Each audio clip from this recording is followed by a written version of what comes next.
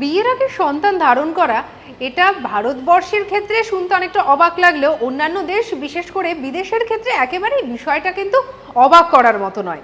কিন্তু শুনলে পরে অবাক হবেন যে ভারতবর্ষেও এমন একটি জাতি রয়েছে যাদের কাছে বিয়ের আগে সন্তান ধারণ করা কিংবা লিভ ইন সম্পর্কে থাকাটা তাদের একটা প্রথার মধ্যে পড়ে।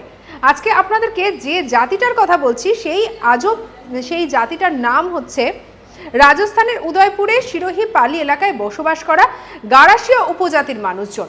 শোনা যায় যে এই উপজাতির মানুষজনের মধ্যেই নাকি এমন ধরনের ব্যবস্থাপনা চালু করা রয়েছে, তারা বিয়ের আগে রীতিমতো লিভ ইন করে, তারপরে সন্তান ধারণ করার পরবর্তীতে তারপরে তারা বিয়ে করার সিদ্ধান্ত নেয়।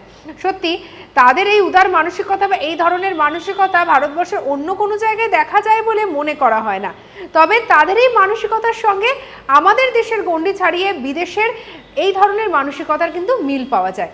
অবশ্যই আপনারা জানাতে পারেন এই সম্পর্কে কেমন লাগলো আপনাদের এই বিষয়টা সম্পর্কে জেনে। সাবস্ক্রাইব করতে ভুলবেন না আজ তাক বাংলাকে।